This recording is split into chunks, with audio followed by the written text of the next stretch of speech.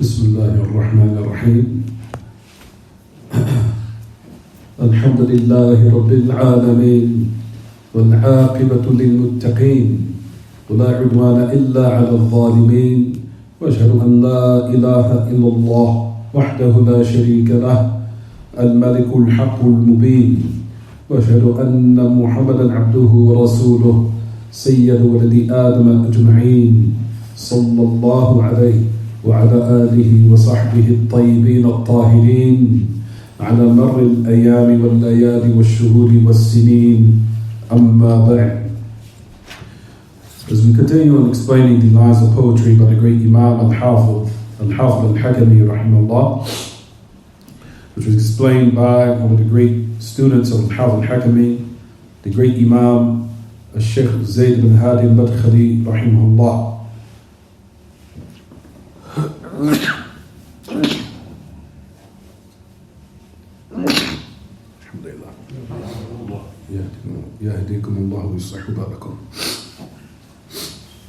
On this night of 8:19 p.m., Thursday, April the 8th, 2021, if I'm not mistaken now on the Hijri calendar, it's the 26th, or the 26th night? No, 26th night. The 26th night of Sha'ban, but technically this is Laylat al-Jumu'ah, the night of Friday of, or was correspond, or agrees on the Hijri calendar, the year 1442 after the migration of our Prophet alayhi salatu wasalam.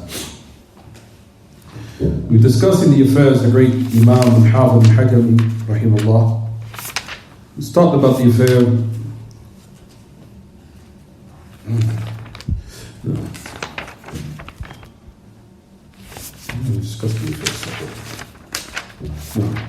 We talked about the affairs of what breaks one's fast. We talked about, for example, the great Imam that he mentioned pertaining to food and drink. We talked about what he said in the lines, يَبْطُلُهُ وَيُبْطِلُهُ أَكْلٌ وَشُرْبٌ فَأَعْلَمِي وَالْقَيُّ وَالْجِمَاعُ نَصًّا قَنُّمِي وَكُلُّ ذِي بِحَيْثُ عَمْدًا فُعِلًا لَا غَيْرَ عَامِدًا فَلَيْسَ مُبْطِلًا. We already talked about that particular lines. We said eating and drinking, have knowledge of that. And vomiting and intimacy has been established by texts, qannuni. It's been clarified, it's been established. And everything that possesses, or every individual, meaning Muslim woman and or Muslim male and female, of what they do on purpose, then those affairs are all valid if they eat on purpose, drink on purpose, vomit on purpose, and also act upon affairs pertaining to intimacy until they fall into it by the private part. We know what is an exception from the affairs we'll speak about, which is pertaining to hugging and kissing and the likes of that while one is fasting, with the condition where one does not fear that they will fall into intimacy itself, as we'll discuss in a minute, inshallah. But all of those affairs are what? If they do it on purpose, from eating and drinking and vomiting and intimacy with one's spouse, then all of those matters will what? Render one's fast invalid during the day of Ramadan. So that's the reason why he said it clearly, وَكُلُّ ذِي بِحَيْثُ عَمْدًا فُعِلًا, of what one does on purpose. لَا غَيْرَ عَامِدْ فَلَيْسَ مُبْطِلًا, of what has not been done on purpose, it will not invalidate it. So we said that last class. We said that the great Imam Ibn Uthaymeen, he summed it up in 3 affairs, which is very important, in which he said, in regards to all of these ahkam, they fall and return back to one of those 3 categories. We said number 1 is jahl, one being ignorant, especially ignorant of the time. Being ignorant of the time, as we gave an example yesterday, right everyone? The one being ignorant of the time. Number 2, hal al-dhikr, or an yakun al-shakhs dhakiran. He's in a state of remembrance. It's not a state of where he or she has forgotten that they are fasting during the day, as it happened to the best of us. It has happened to the Sahaba, and it has happened to the A'imma, those who have knowledge. But we also said the 3rd was what? On purpose. Forgetfulness. We said dhakir, jahil, and what? And amid. Ahsant. Was done on purpose. It was done on purpose. Right. So we said all of those affairs all fall under those categories. If one does it on purpose, of course, then they render their fast invalid. And if they're ignorant of certain matters, whether it be the time, as we gave an example of that yesterday, allergy season. And person is ignorant of the time. For example, like we clarified this yesterday. One thinking that they are eating the pre-dawn meal, sahur, and the time of Fajr came in. But one is in total unawareness. He's in a state of, he's not aware, total oblivious to the time. He's thinking in his mind 100% that it's what? Fajr has not came in yet. So he ate sahur until someone came in and said the time came in about 15 minutes ago. Do we say that individual is what? His fast is invalid? What did we say? He's excused due to what? Not forgetfulness. He's unaware. He's jahil. Jahil, al-waqt. He's jahil. He's ignorant of the time. He's ignorant of the time. He thought 100% that it didn't come in yet. That's happened. It's happened to me before. So don't think I'm akhukum afdal minkum. Don't think that I'm better than you. It's happened to me before. And I told you, sometimes I had some certain clock set in my house. They were 15 minutes fast or 15 minutes early or what have you. This happened to me before. 15 minutes early. And I was thinking that I still had time. Based upon that, they said, no, don't forget that clock is slow. Fajr came in about 15 minutes, you didn't hear the adhan? No, I didn't hear anything.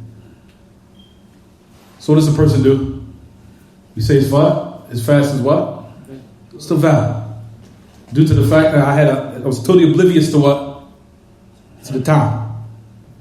It's totally oblivious to the time.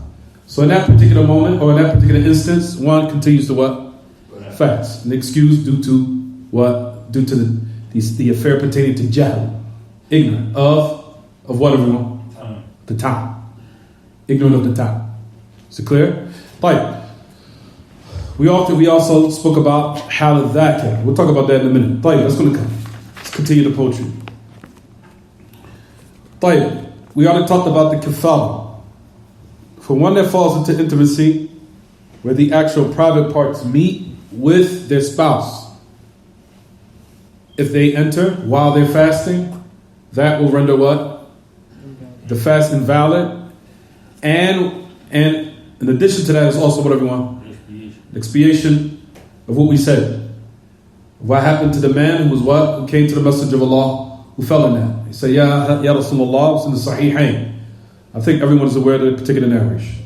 He said, أهلكت نفسي هلكت يا رسول الله فقال ما أهلكك قال وقعت عند امرأتي. So the Messenger of Allah came to the Messenger of Allah saying to him, O Messenger of Allah, I'm destroyed. He said, what has destroyed you? He said, I was intimate with my wife while I was fasting. So the Messenger of Allah said, هل تستطيع تعتق رقبة? Are you able to liberate a slave? He said, no. فهل تستطيع أن تصوم شهرين متتابعين؟ قال لا. قال هل تستطيع أن تطعم 60 مسكينا؟ قال لا. قال, then he sat down. So ثم جلس. And the person, he sat down. Anyway, he said, number one, are you able to liberate a slave? He said, no. Are you able to fast 2 consecutive months? He said, no. Are you able to feed 60 impoverished people? He said, no. He said that he sat down. He said, ثُمَّ جِيءَ بِعَرَقٍ مِنَ التَّمْرِ. There was brought a huge container of dates. The Messenger of Allah said, تَصَدَّقْ بِهَذَا. He said, give this away in sadaqah. If he قال أَوَ أَفْقَرُ مِنَّا يَا رَسُولَ اللَّهِ فَوَاللَّهِ مَا بَيْنَ لَابَتَيْهَا أَفْقَرُ مِنَّا. فضحك النبي صلى الله عليه وسلم حتى بدت نواجذه فقال خذها فأطعمها أهلك. Just bring that whole container when the Messenger of Allah was given. He gave it to him. And he said, give this away as sadaqah. So he says, with somebody who's more poor than we are. He said, for wallahi ma bayna labatayha. The people there's not more between those two volcanoes. He's talking about Medina. There's no one that was more poor than us. So the Messenger of Allah sallallahu out of his good character, what did he do? He smiled and he laughed.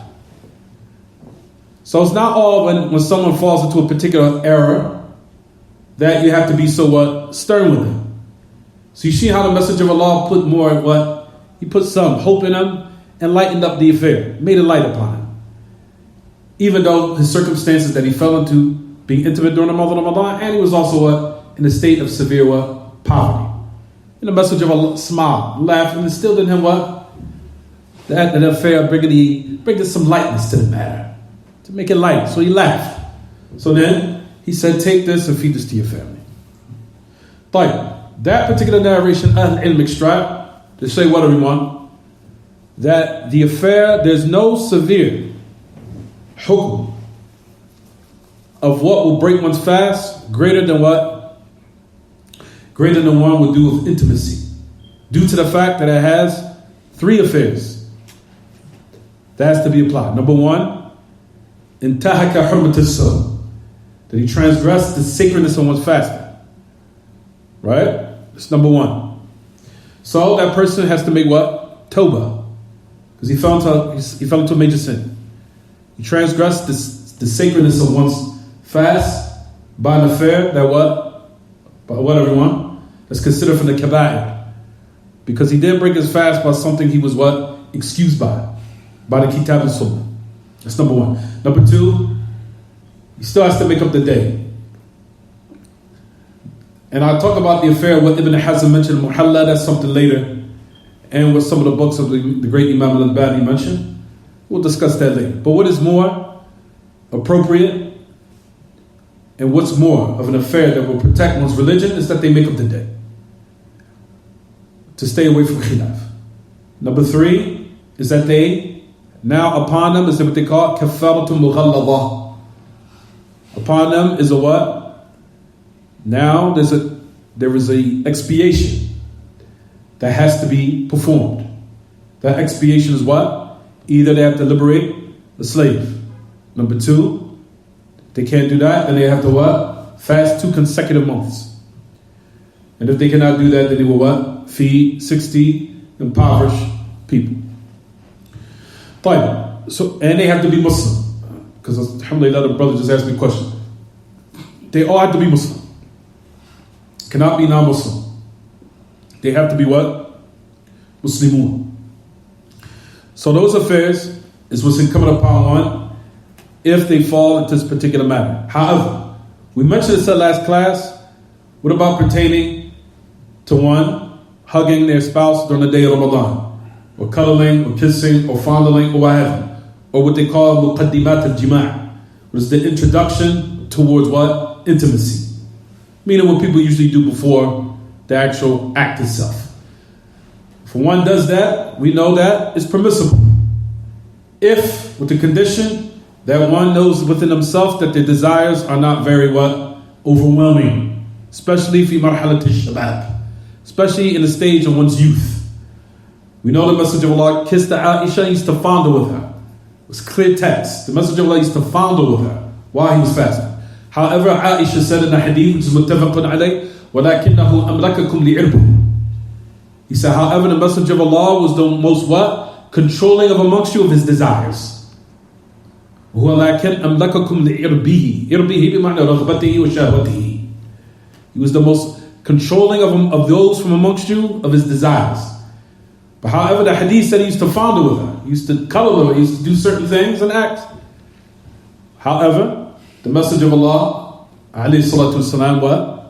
Was the most controlling of his desires and one who owned them, where he would not fall into anything displeasing to his Lord tabaraka wa ta'ala. But however, Ahl Ilm says it's permissible, of course, to kiss your wife and hug her while you're still in the state of one's fasting. It's permissible. Permissible to do that. However, they say as long as it's in the what? Where one is in a state where he does not fear that he will fall into anything beyond that, where he will eventually fall into the act itself of intimacy. Is it clear everyone? But it is permissible to kiss your wife and hug her, and her to do the same. But let's just say now that one's fondling and kissing and pre-seminal discharge is released. Pre-seminal discharge, what they call pre-ejaculation. So break your fast or not? Does it break your fast? We say no. Pre-seminal discharge does not break the fast. Is it clear, everyone? Pre-seminal discharge, not sperm itself, but pre-seminal discharge. Does not break the fast, nor does one have to make a ghusl due to pre-seminal discharge. Is it clear, everyone? Is it clear or not? No. Jayyid. However, if one, like we said, the condition is that one has to know the state of themselves. If they're an individual that cannot control their desires, they say to what? Abstain from it. But if you're a person that can control it, you think that it will not lead beyond those affairs we just mentioned, where one does ejaculate. If ejaculation happens, then what, everyone? Not as far as in the actual sex itself, but what can happen as far as the fondling. And I'm just saying this because we have to be real, because this does happen a lot, especially during the internet that has raised the level of, it seems like that's all people do these days, is just everything is sex all day long. It's just that's not how America is now, where they capitalize off this nonsense. It's sad to say. There's no middle ground or anything as far as time and place for anything. It's just all day long is arousal of desires, right? But here in that case, we're discussing this. What does one do in the month of Ramadan? That if a person falls into this, or if they're fondling with their wife, not their girlfriend, their wife. If they're fondling with their wife, or their wife is fondling with their husband, or whatever. If the husband releases sperm or ejaculates without into that private part, then they have broke the fast. And we're talking about many. We're not talking about medi. Medi is pre-seminal discharge. Many is sperm. And I think all the brothers and the men who are of age know what I'm speaking about. Is it clear what I'm saying, everyone? The men who are of age, who have reached that age in their life, know exactly what I'm speaking about. You have pre-seminal discharge, which is called medi, and you have sperm, which is called many. If many comes out, which is sperm, that breaks your fast. From fondling with your wife. What is it coming upon one? They will have to make tawbah, of course, and then number two, what? Make up the day. Do they have to perform a kafara? No. There's no kafara for that. Why? Because it wasn't actual what? It wasn't actual intercourse. Is it clear? There was not actual intercourse. But let's continue. So the great Imam, he goes on to say about hijama. We already talked about the affair pertaining to what? Cupping. He said, وَفِي الْحِجَامَةِ اخْتِلَافٌ وَالْأَصَحْ جَوَازُهَا إِلَّا لِذِي ضَعْفٍ وَضَحٍ إذ صح أن آخر الأمرين ترخيصه فيها بدون مين. He says in cupping there's ikhtilaf. However, the great Imam Haafiz Al Hakamee rahimahullah, he says permissible. He says except for one who will be rendered in a state of severe weakness. But that's usually for majority of people who cup and fast at the same time. That's the reason why you'll find that from the Imam who do say that it is haram. Qiyasan al-hayy. They say that it isn't permissible out of saying it's similar, or it's an analogy similar to what? One's mens or woman's mens. Due to the fact that blood comes out, it renders the body in a state of what? Severe weakness. That's why you find there's a lot of ai that say that hijama or getting cupped while fasting is haram. Due to that reason. From them is the great Imam Salih Fawzan. He does lead to that, and he does mention that. It's haram to what? One to attain or perform cupping while they fast. It's a major ikhtilaf amongst al-ilm.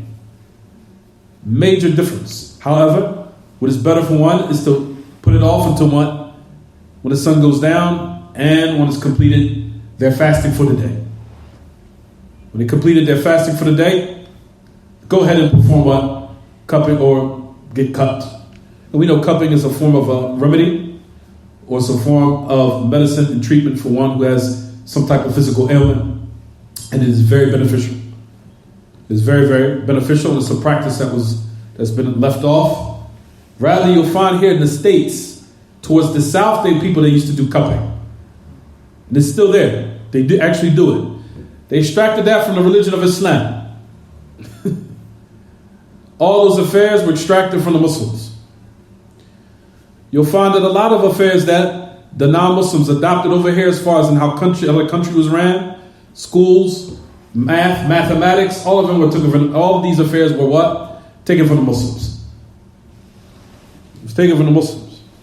From those affairs is this type of remedy or treatment, which is cupping. And you'll find people in the South still utilize this to this day, even though they're not Muslim. They utilize cupping. But anyway, the affair of cupping, I want to speak about that now as far as the virtues of it, of what was preferably where one should do it, which is the 17th, 19th, and the 21st of every Hijri month. Those are the Sunnah days, where it was highly recommended that one do it. It's not obligatory, but those are the days of the Sunnah, where they say that the Messenger of Allah had encouraged that it be done, 17th and 19th and 21st. In light of what Ibn al-Qayyim mentioned in Zayd al-Mu'ad. It's in there. But anyway, that's neither here nor there. The point of the matter is, do not get cupped until what? Just to stay away from ikhtilaf, do not do it until what? You complete your fast for the day. You complete your fast for the day, get cupped. Is it clear, everyone?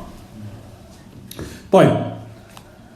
Even though Haafiz Al Hakamee said it is permissible, because he says here in the poetry, what does he say, everyone? He said, إِصَّحَّ أَنَّ آخِرَ الْأَمْرَيْنِ تَرْخِيصُهَا فِيهَا بِدُونِ مَيْنِ يعني بدون كذب. So you'll find that Haafiz Al Hakamee does go to the opinion that it is what? Permissible. He said, what is the authentic position, which was the last of the two affairs, what the Messenger of Allah left the affair upon? تَرْخِيصُهُ. This says in the poetry. تَرْخِيصُهُ فِيهَا بِدُونِ مَيْنِ. That it was allowed for one to practice it without any lie, or without any meaning. Without any meaning, بمعنى كذب. Without any lie. So that's the opinion of the great Imam Al-Haafiz Al Hakamee. He said it's permissible. Like we said, the affair pertaining to Al-Hijama, Al-Adilla Bain Al-Tarafayn Mutajadiba. As we said last class.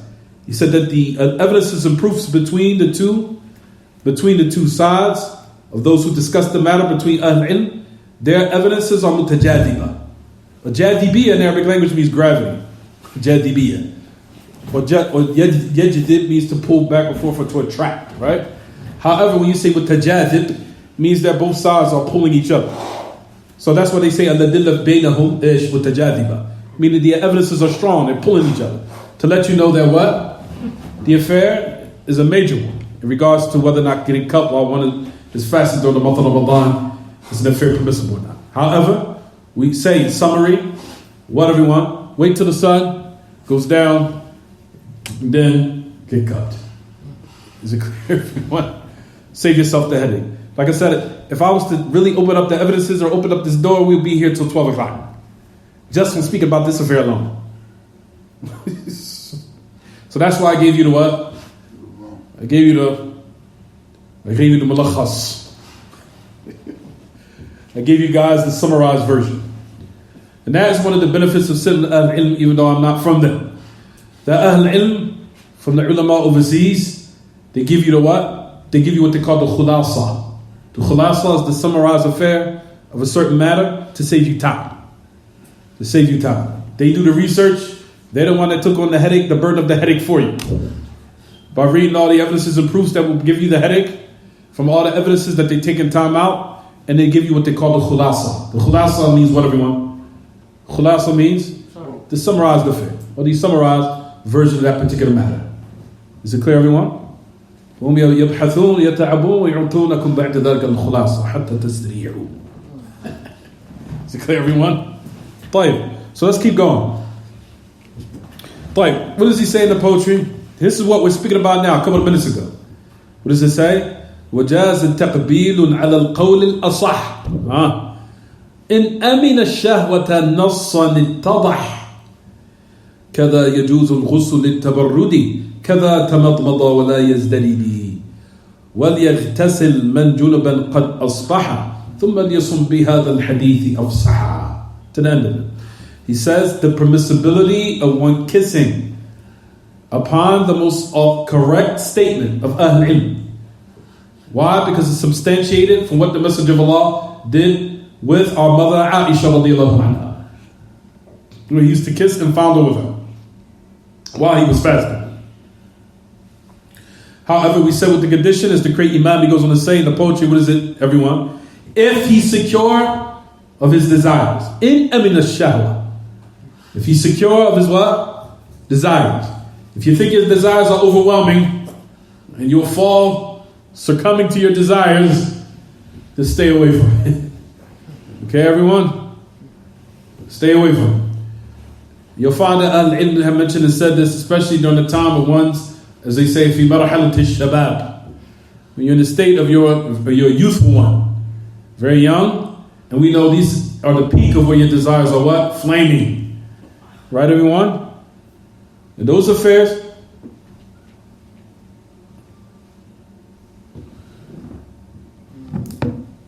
is it time? No, that's why I'll be whistling. Oh, okay. Close. Like we said, the affair is what everyone is pertaining to one having that exception. Alhamdulillah, the great Imam even mentioned this. Alhamdulillah, Shaykh Zayd. Where it said, وَلَيْسَ فِي قَوْلِهَا وَلَكِنَّهُ كَانَ أَمْلَكَكُمْ لِعِرْبِهِ مَا يُفِيدُ الْخُصُوصِيَّةِ بل كل من كان أمنته أو عفوا فكل من كان أمنه عفوا بل كل من كان من أمته أنا أحتاج إلى النظارة بل كل من كان من أمته يستطيع التحكم في نفسه فيملك إرباه فله أن يقبل ويباشر وهو صائم كما كان نبينا محمد صلى الله عليه وسلم يفعل ومن لا يأمن ثوران شهوته فيحرم عليه لأن لا يقع فيما لا ترتضي نتائجه ولا تحمد عقباه وهذا التفصيل هو أحد الأقوال في المسألة. We already talked about this. We just said it. He said, due to the fact our mother Aisha said this in this particular narration, it says, ما يفيد الخصوصية. A person might think when she said that, however, the Messenger of Allah was the most controlling of you, of his desires, meaning that this is an affair that was only specifically for what? For him. But he said that's not the case. He said, بل كل من كان من أمته يستطيع التحكم في نفسه فيملك إربه فله أن يقبل ويباشر وهو صائم. He said, for everyone from his ummah that they can control themselves and own their desires, they can kiss and they can fondle while they're fasting. Just as the Prophet ﷺ did. But whoever is not secure of thawran shahwateh, the intensity of one's desires, he's not secure for himself, then it is what? Unlawful for him. So he would not fall into something where the results would not be praiseworthy. And the outcome would not be what? Praiseworthy. So for this type of details is what we mentioned in this particular matter.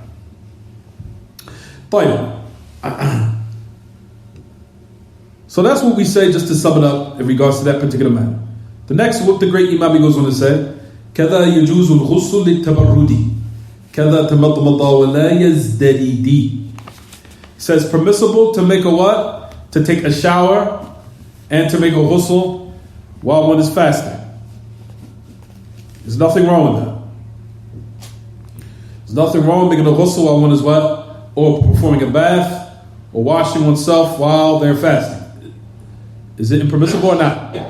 We said what, everyone? It is. There's nothing wrong with that.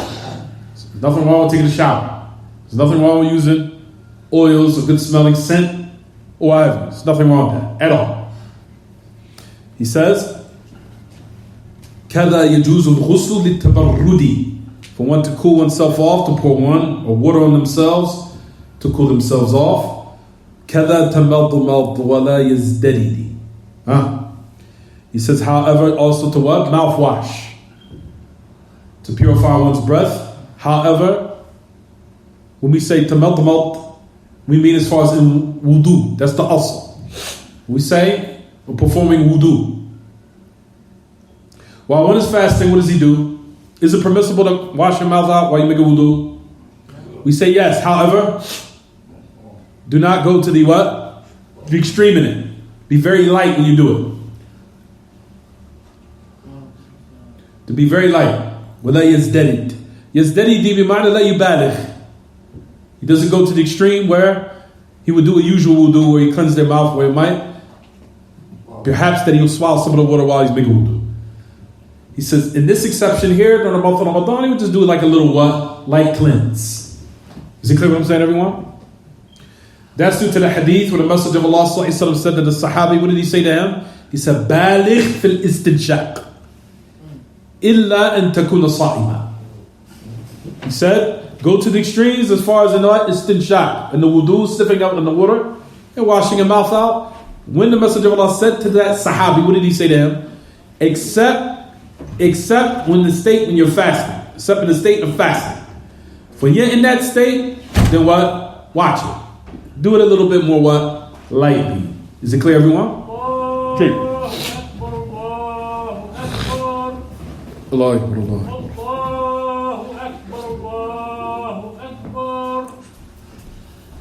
أشهد أن لا إله إلا الله أشهد أن لا إله إلا الله أشهد أن محمدا رسول الله أشهد أن محمدا رسول الله حي على الصلاة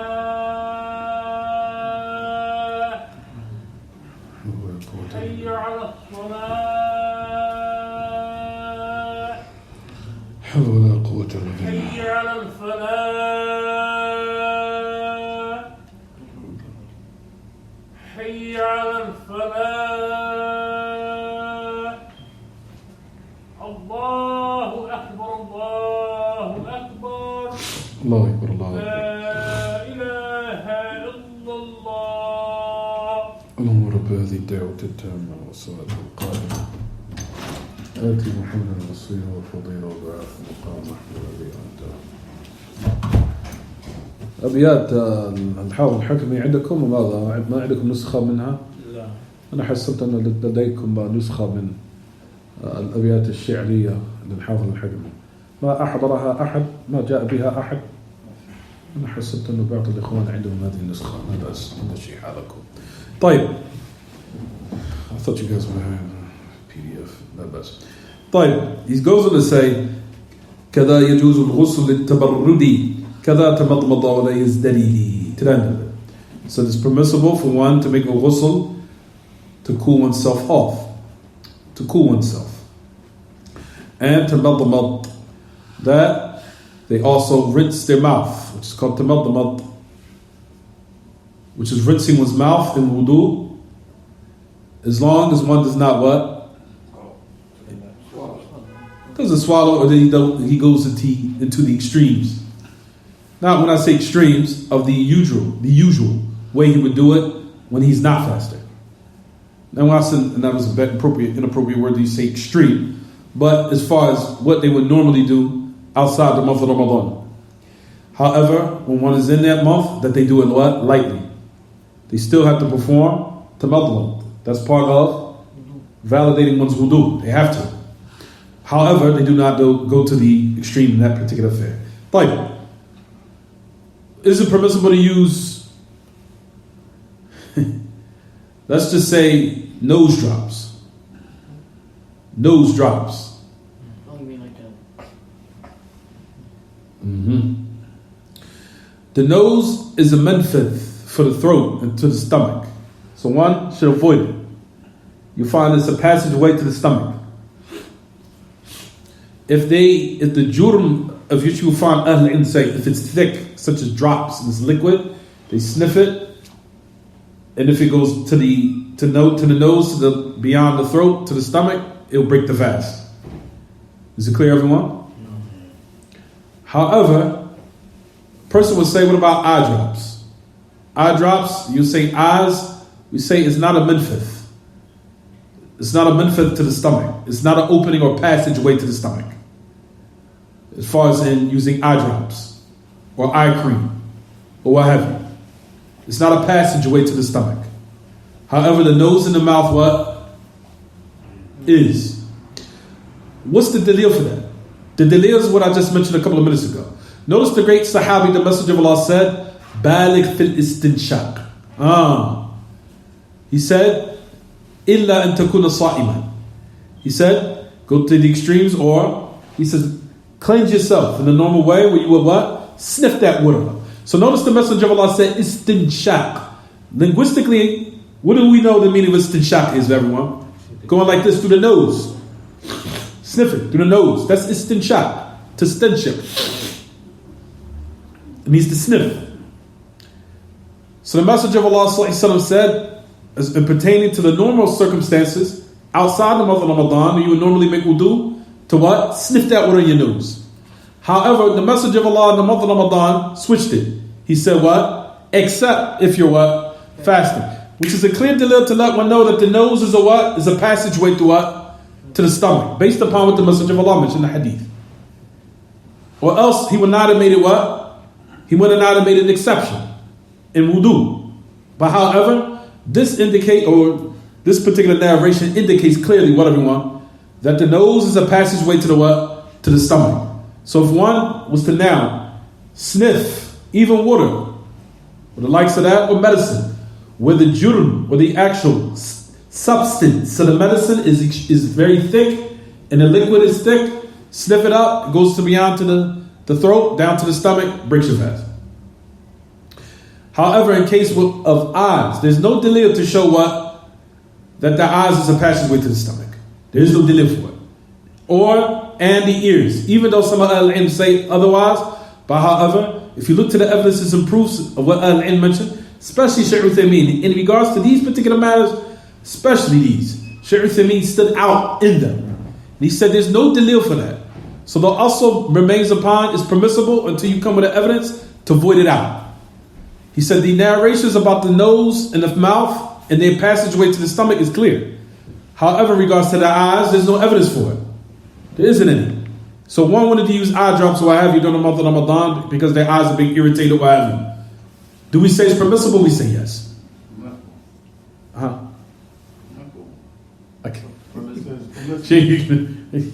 I can't understand. He said it's permissible? Jay, he said it's what? It's permissible. He said there's no dalil for that. And there's no dalil for the ears. No dalil for the ears. There isn't any. So the origin is that they stay upon the affair of it being permissible unless there's an evidence clearly from Kitab and Sunnah establishing otherwise. But what about, we said in pertaining, what did we say? Now, so what we said about mouthwash, we said in regards to toothpaste, what did we say? That if one uses toothpaste or toothbrush, well before that, we know that using the siwak or using the siwak is permissible in all cases. It's permissible to use what? Siwak. Siwak is the stick. There's nothing wrong with that during the day of Ramadan. Is it clear, everyone? To use the siwak. Nothing wrong with that. Fine. What about the toothbrush and toothpaste? What did we say? We said, yes, you can. It's better to use it before you start fasting, to use it beforehand, but just be very, very careful. Very careful. So make sure that the nufuz, or the push of the mouth is very strong. That one might accidentally what? Swallow. Just be careful. Even though it's preferable. I say it's obligatory, preferable to leave it off if you can, to try to do it before you start your fast. However, if you do, just make sure you're very careful when you do it. Is it clear? Right. In regards to now, what the great Imam, what does he goes on to say? He said, وَلْيَغْتَسِلْ مَنْ جُنُبًا قَدْ أَصْبَحَ. طيب. During the time of the Messenger of Allah, the Messenger of Allah used to be intimate with his wife. Then he would eat suhoor. Then he would perform a ghusl, of course. And the time of Fajr came in, meaning the time of the fast started. So he was in a state of major impurity, where he would need a ghusl, which is to let you know that a ghusl is not a prerequisite to validate one's what? Fast. It's not. Is it clear? For example, you took a nap during the day. You're fasting. You woke up, you had a wet dream. You're in the state of major impurity. Did it render your fast invalid? No, it did not. Is it clear? Is it clear or is it not clear, everyone? One was, so we could give it a little bit more clarity. One went to sleep. He was intimate with his spouse, or her spouse, or his spouse, with the woman, with the man and woman. These days you have to make that clear, right? These days in America you have to say man, woman, man, right? They even starting to get rid of the whole gender, male and female are trying to get rid of it, right? But anyway, so in regards to now, going to sleep. One was intimate with his wife, not girlfriend, wife, not man, not the same sex, opposite sex, so opposite gender, okay? He was intimate with him or her him with her, the wife and the husband. Sad to say, these days you got to make that real clear now. These days, you have to really make that clear. So now, for one now goes to sleep after the act. Let's just say both of them, had the intention to fast. They went to sleep. They woke up 10 minutes before Fajr.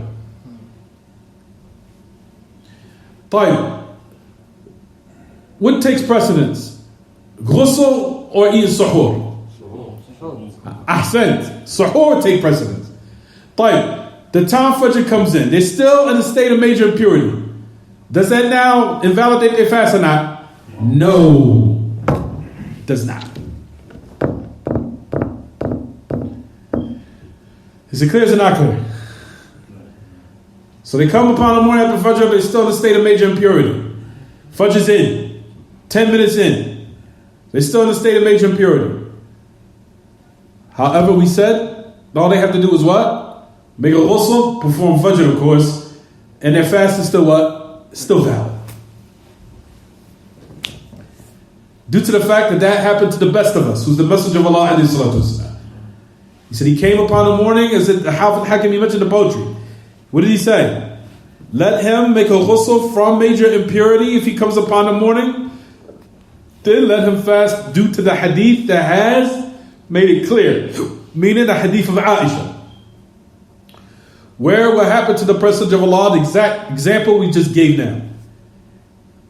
Was to let us know that the Messenger of Allah gave the best example. Because the Messenger of Allah gave realistic examples to teach the ummah of what to do in certain circumstances. Which to let you know the best guidance is the guidance of Muhammad. We don't have this type of depth, right? Alayhi salatu wasalam.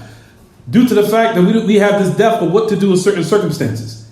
That's the reason why these narrations are very important, and why Allah Ta'ala gave us the proper guidance.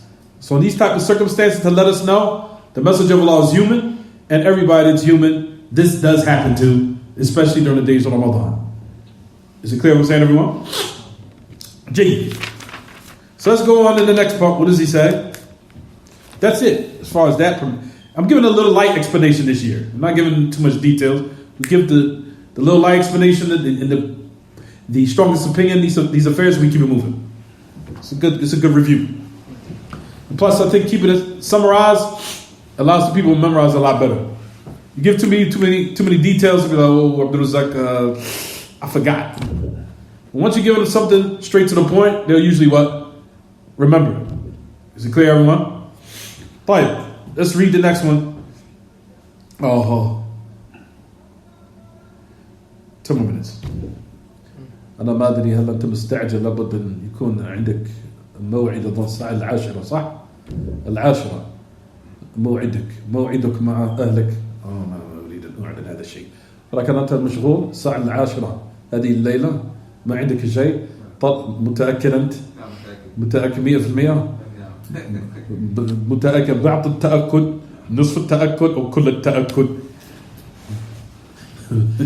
100%.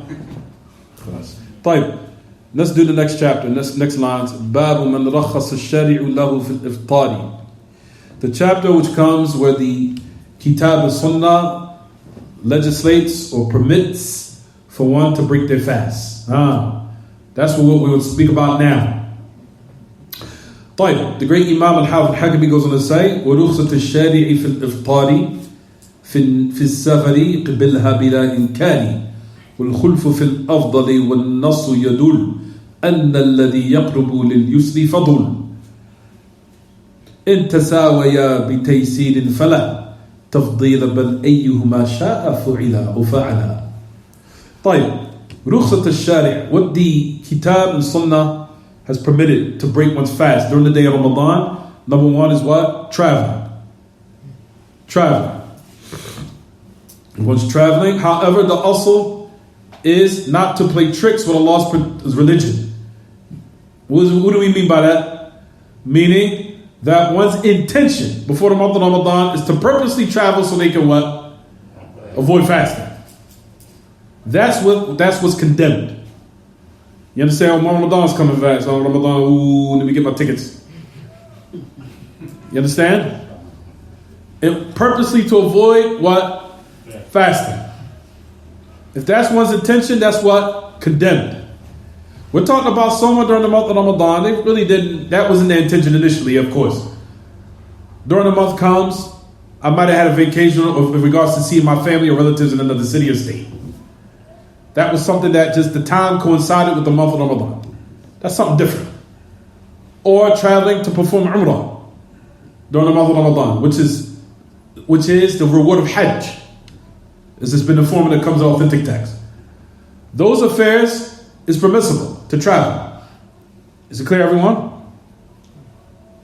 Or something has an engagement or a business affair or business venture. They have to what? That they have to complete or they have to take care of. A business venture. Nothing wrong with travel. Because your niyyah is not to avoid what? Fasting. However, the affair abruptly happened and it just so happened it's to travel. So you attend to the affair. And if one wants to take the rukhsah, the allowance or the permit to break one's fast during those travels, then what? It's permissible. Is it clear, everyone? However, they did not have the intention of what? Avoid fasting. Like, I'm utilizing this trick so I won't have to fast. A'udhu billah.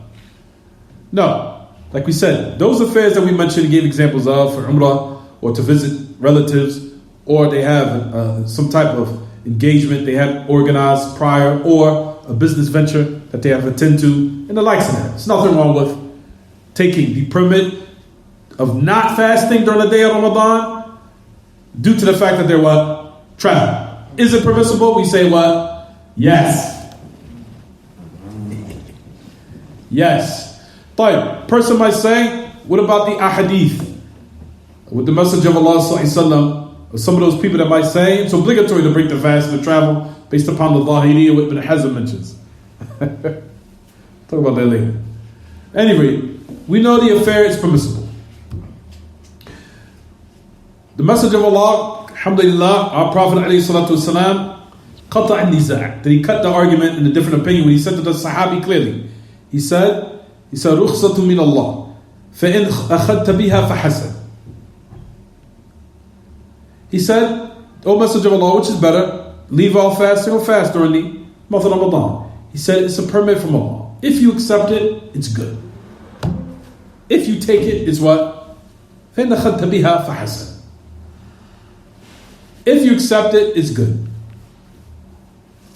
And whoever fasts, then what? فَلَا إِثْمَ عَلَيْهِ. فَإِنْ صَامْ or إِنْ صُمْتْ فَلَا إِثْمَ عَلَيْكَ. And if you fast, then there's no sin upon you. So that's to let you know that the affair is what? It's based upon what will be rectification in regards to what's considered a hardship or not. But even if we say that it isn't a hardship, then it's still what? Permissible. A person might say, well, I can fast. Well, there's no hardship or difficulty in my affair, so I think fasting is obligatory in the month of Ramadan. Like we said, the Prophet ﷺ said it, made it clear. He said, if you take it, then it's what? It's good. If Allah subhanahu wa ta'ala gave it to you, then what? Take it. Is it clear, everyone? طيب. We also know the message of Allah highly praised. Oh, the hadith. إِنَّ اللَّهَ يُحِبَّ أَن تُؤْتَى رُخَصُهُ كَمَا يَكْرَهُ تُؤْتَى مَعْصِيَتُهُ. That verily Allah ta'ala, that He loves, that His permits be what? Taken advantage of. That you take the initiative to take His permits that He gives you for certain circumstances. Just as he hates tabarak wa ta'ala that you transgress his disobedience or that you commit his disobedience. So these affairs is pertaining to the rukhsa or the rukhas, those affairs that now allow one as an exception in certain circumstances that will relieve him of the original hukum or the original ruling of a certain particular matter, such as fasting during the month of Ramadan. If one is traveling, then they do not have to what? They do not have to fast. Due to the ayat that's clear in the book of Allah where he said, فَمَنْ كَانَ مِنْكُمْ مَرِيضًا أَوْ إِيش عَلَى إِيش فَعِدَّةٌ مِنْ أَيَّامٍ أُخَرَ. Allah subhanahu wa ta'ala clearly says that in his book. It's clear. It's an ayat. He says, whoever from amongst you is what? And Allah mentioned it twice in the ayat. مَنْ كَانَ مِنْكُمْ مَرِيضًا أَوْ عَلَى سَفَرٍ فَعِدَّةٌ مِنْ أَيَّامٍ أُخَرَ. Whoever from amongst you is sick or they're upon a what? Travel. Then an appointed time or day when they make it up after the month of Ramadan. Is it clear? Is it not clear? طيب. Al-Haafiz Al Hakamee, what does he say in his poetry? He said, وَرُخْصَةُ الشَّارِعِ فِي الْإِفْطَارِ فِي السَّفَرِ قِبِلْهَا بِلَا إِنْكَارِ. He said, اقبلها بلا إنكار. He said, take it, accept it, without any inkar. He said, accept that permit from Allah without any what? Without any type of reprimand. Accept it, take it, بلا إنكار. وَالْخُلْفُ فِي الْأَفْضَلِ. However, they differ on what's more virtuous. Should one leave it off, or should one what? Still fast? He said the text وَالنَّصْ يَدُلُّ أَنَّ الَّذِي يَقْرُبُ لِلْيُسْرِ فَضْلٌ. He said what the text indicates of what is considered easy for the individual, that's what's preferable. Notice he said fadl. He didn't say wajib. Ponder on his words. He said what is more what? Preferable. Is what is considered what? Yusr. What is considered an ease for the person. Alhamdulillah, by the fadl of Allah, based on my experience, some days I did what? While I was traveling the day of Ramadan, I fasted. Yes, I did do that before. And some days I what? Left off fasting during the day of Ramadan during my travels. I've done both before. So the affair goes back to what? The circumstance of the individual. What's easy, what's not, what's what? Not easy. What's easier for you, then take it. If you find that you might be strong in your travel, this is easy for me, and I want to complete my days, because usually during the month of Ramadan I try to do all my days due to the fact that I want the virtues to show up. So I want to fast all my days so I can what? Do the 6 days and show up immediately. Is it clear, everyone? However, if one doesn't, and they feel that it's a difficulty, and I totally want to now take the rukhsa, the permit that Allah has given me, then one will accept it, and there's no sin upon them. And they'll just make it up after the month of what? The month of Ramadan. Is it clear, everyone? However, now the mas'ala goes back to this. What did we say 3 weeks ago? If one is traveling, they completed their travels. The sun did not set totally yet. You entered in the city. Do you have to resume for fasting? No. Your travels is over. I concluded my business venture. I concluded my affair. I completed my necessity in that particular land, that particular city. Khalas. Now it's maybe an hour left before the sun sets. I'm on my way back to Philadelphia. Rather, I entered the city an hour before Maghrib. Do I have to resume fasting that day? What do you say? No. Why? Due to a narration from Abdullah ibn Mas'ud, where he said, "Man akala awwal an-nahar falyakul akhirahu." Whoever ate the beginning of the day, let them eat at the end of it. However, Abdullah ibn Mas'ud, the great Sahabi, Abdullah ibn Ghafil al-Hudali, the great Sahabi, Abdullah ibn Mas'ud ibn Ummi Abd, when he's mentioning this, he's talking about the affairs that what? That you started, that you broke your fast based upon something that was a permit from Allah. That's what he's speaking about here. Meaning traveling. Or you being sick. So you avoided fasting that particular day. So let's just say now You travel. Travel's concluded. But however, you entered the city or your land or your residence, and the sun didn't totally set yet. Maghrib did not come in yet.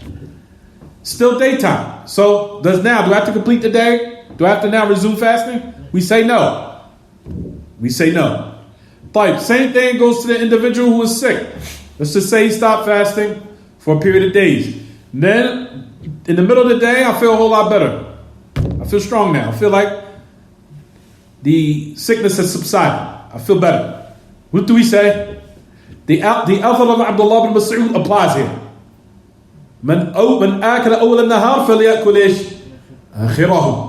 Whoever eats the first part of the day, let them eat what?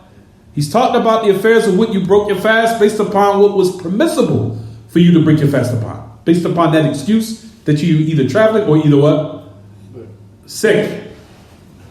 Is it clear, everyone? And also, what's a mani'? I forgot about that. What's a mani' also applies to the narration of Abdullah bin Mas'ud. The mani' or the mani'. It's not no bad for me من بين الفين والفين أن تضحك من باب نتلطف من باب التلطف بالطلبة والرفق بهم. طيب. So what we're saying here is zawal al-mani', the actual affair that becomes a barrier or an impermissible thing that comes upon an individual where fasting is haram, such as a woman on her mens.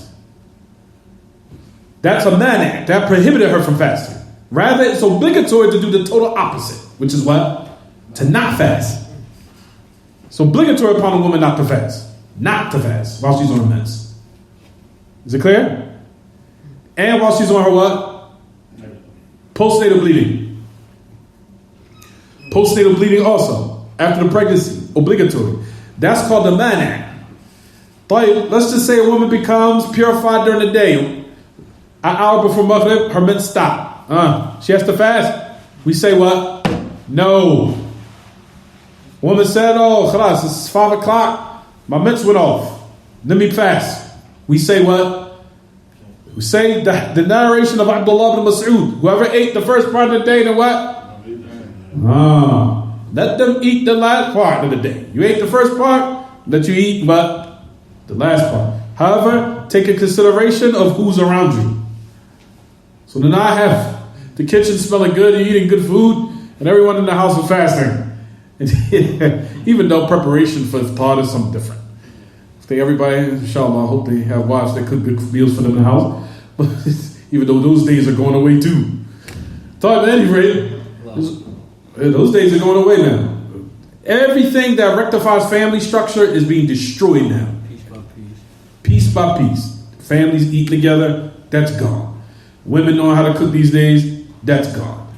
And the list goes on and on and on and on and on and on and on. Everything that holds families together, brings love, and brings people together, is all being totally what? Wiped away these days. Based upon what they call al-adat al-gharbiyya. Based upon the ideologies and the ways of the West. Anyway, so those are the affairs of what we just mentioned. Is it clear, everyone? So what we say with the last part. Now listen what the Haafiz Al Hakamee goes on to say. إن تساويا بتيسير فلا تفضيل بل أيهما شاء فعل. He said if the affair becomes equal of what's in the travel, whether or not it's easy or not, or the affair is what? Let's just say it's easy somewhat and there's somewhat of a difficulty in other ways. He said it doesn't matter. He said there's no preference. Rather, any affair that you choose, then it's what? It's permissible. Permissible.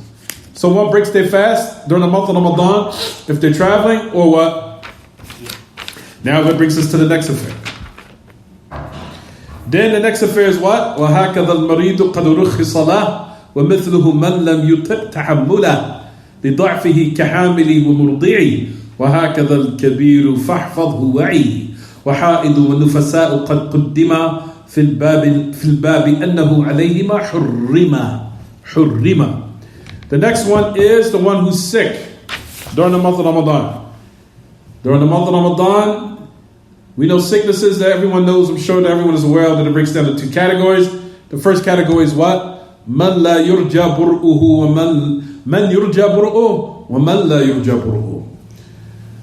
Who the one that they more than likely will be cured from it, and the one who will not, more than likely it is not, or is highly unlikely that they'll be cured from it. And those affairs I'm sure everyone is familiar with. From those affairs, the person that has renal failure, may Allah protect us from it, or cancer, or those severe ailments and illnesses. Those affairs is impermissible for one to fast. If the sickness or the ailment is an affair in which what? It is highly unlikely they will be cured from it. Highly unlikely. Rather it's far off. And as it pertains to them, then what, everyone? Exactly. In that particular instance, they will feed. But what about the individual? More than likely he will be cured from it, such as him having a little light virus or or a little cold or what have you, or a bad flu or what have you. Those type of matters, more than likely you'll be what? Inshallah, you'll be cured from it. But does that person feed? No. However, what do? Make up the day after the month of Ramadan. And after they feel well, that the sickness has subsided, then what?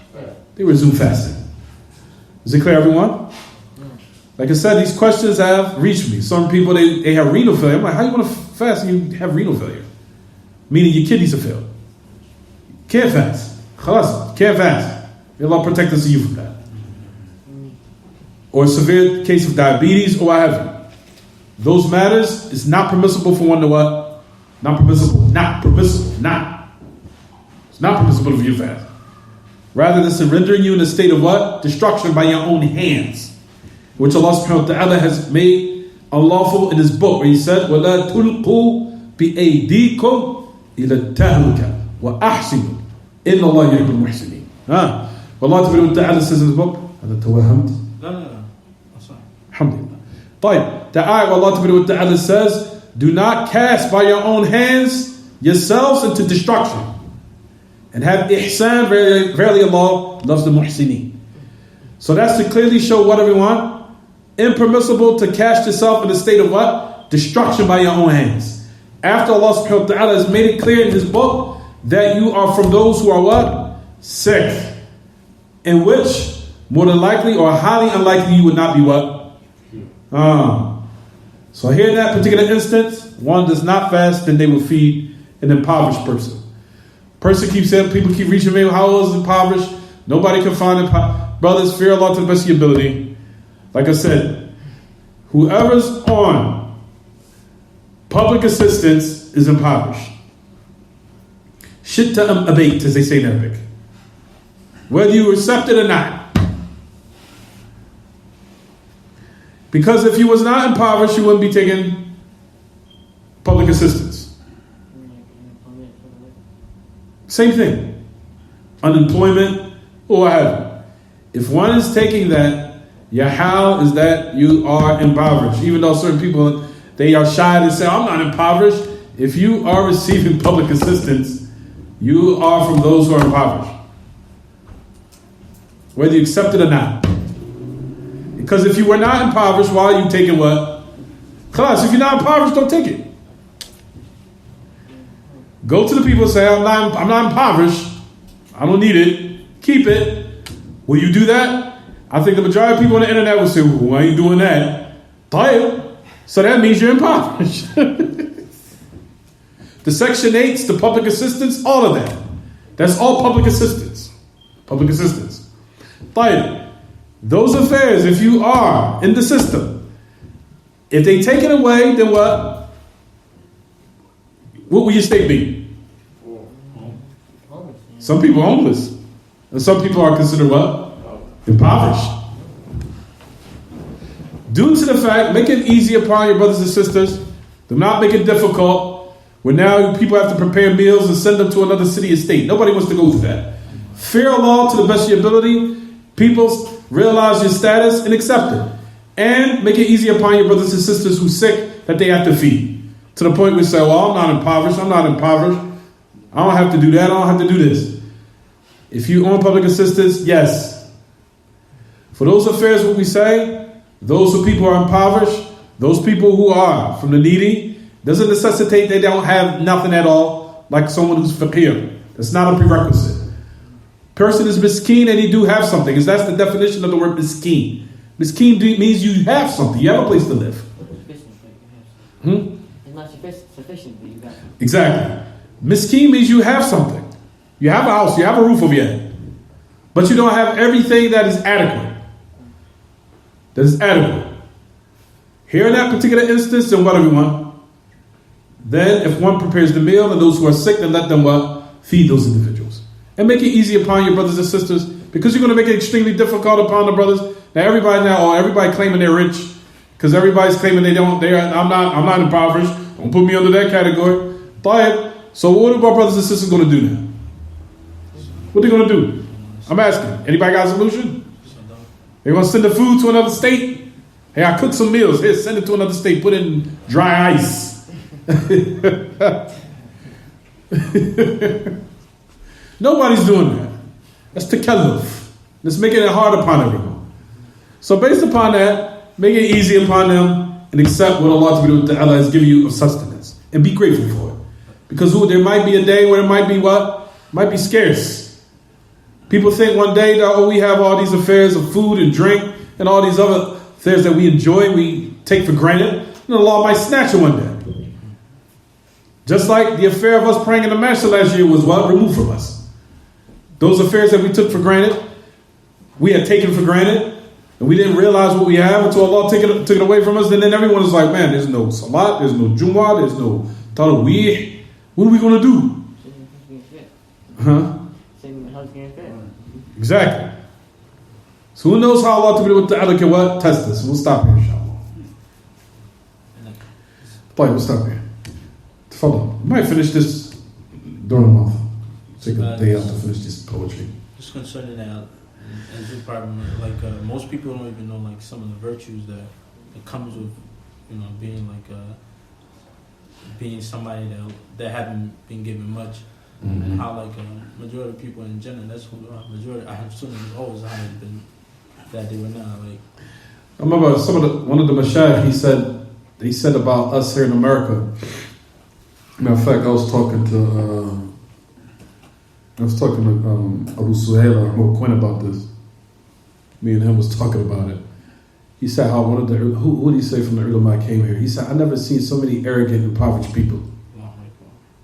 He said, I have never seen so many arrogant, impoverished people than I do of Americans. He said they're impoverished and they're the most arrogant people. Very arrogant. Very ungrateful.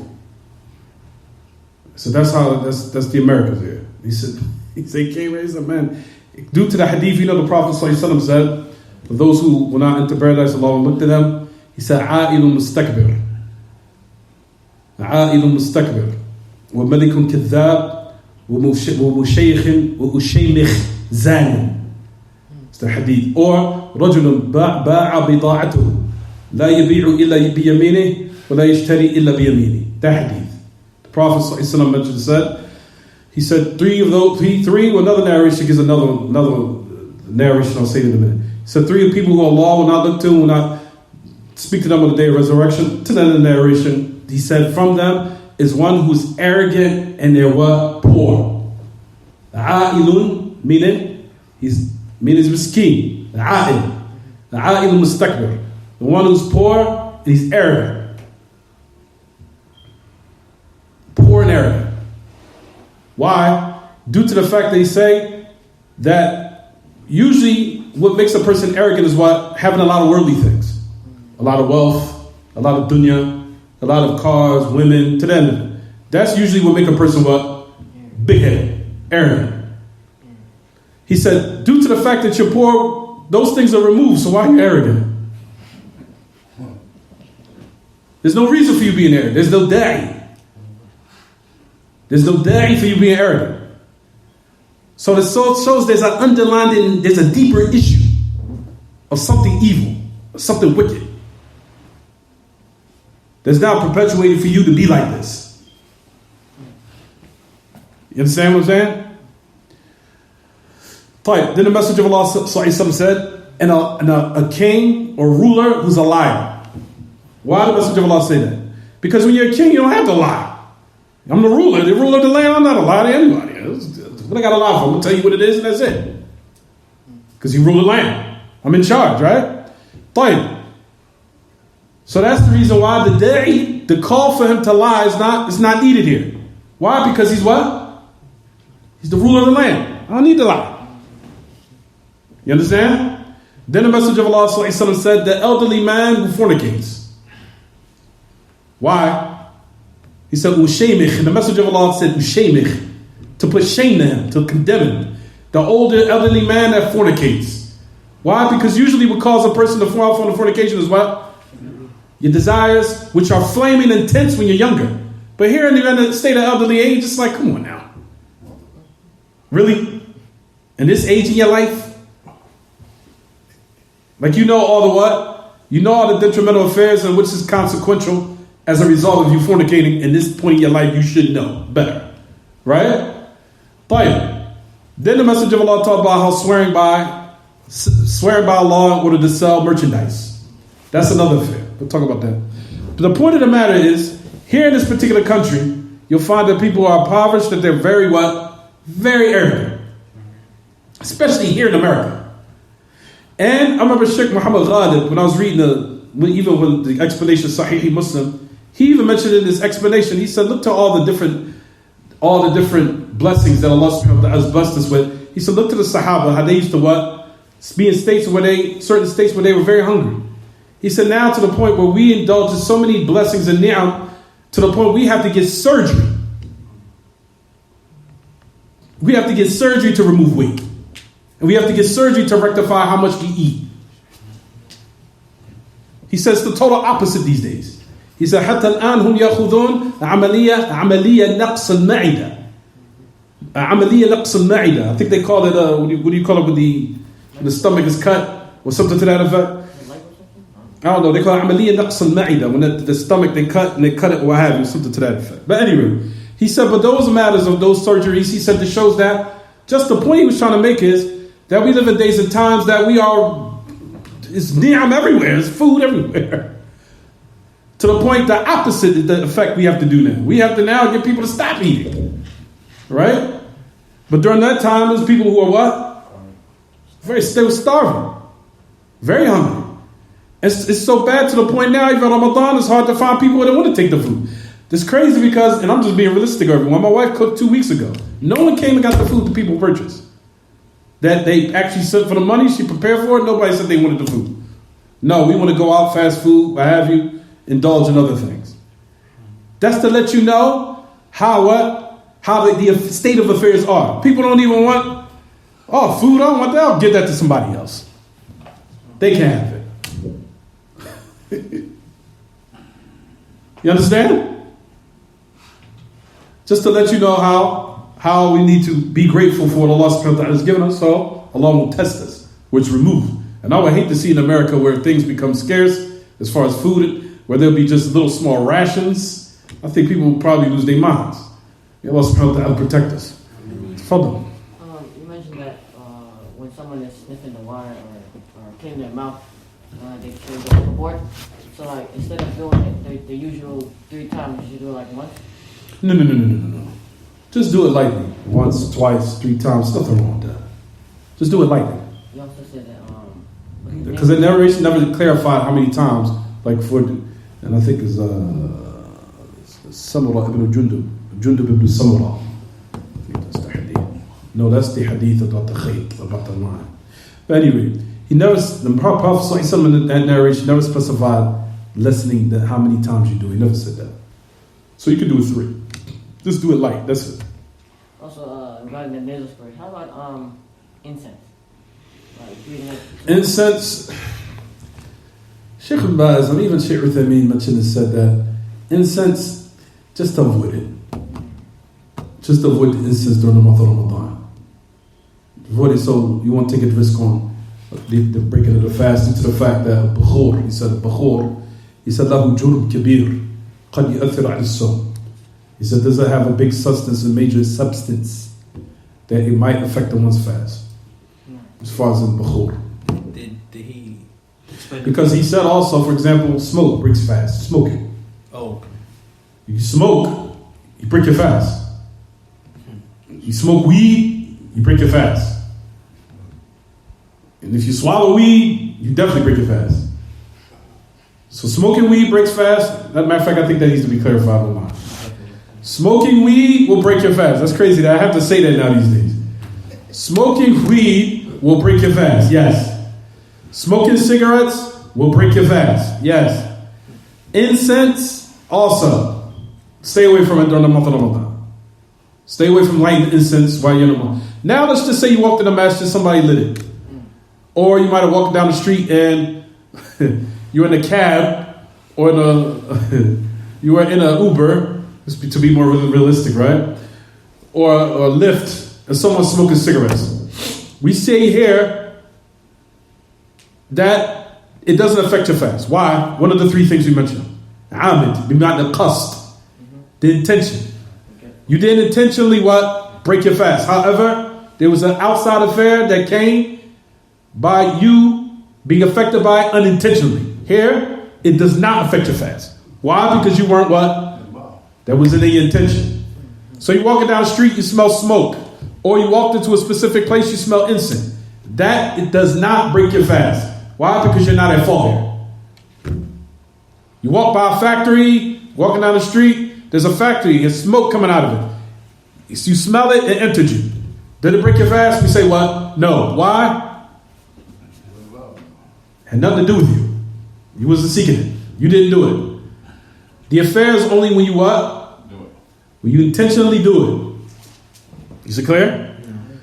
But just to sum it up, incense, don't light it during the month of Ramadan. Like we said, smoke, cigarettes, weed, all those affairs will break your fast. Yes. Stay away from it. Is it clear, everyone? Is it clear? Is it not clear? Is there anything else, Muhammad? هل هناك شيء بقي سؤال؟ بقي سؤال. Sad to say these days, well, those are some different days. طيب. Anything else? And I had to say being intimate with your spouse. You have to make that clear online too. Not your girlfriend. Not your girlfriend. Not your Instagram friend. We'll talk about i'tikaf, there's a whole chapter on that. We'll talk about that. It's coming, inshallah. But we'll stop here. صلى الله وسلم وبارك على نبينا محمد وعلى آله وصحبه. سبحانك اللهم وبحمدك أشهد أن لا إله إلا أنت أستغفرك وأتوب إليك. Oil is permissible. Putting it on your body. But like burning oil. Burning oil, I would stay away from. But as far as actually putting it on the body, you could do that all day. Nothing wrong with that. Or using kuhl. Nothing wrong with that.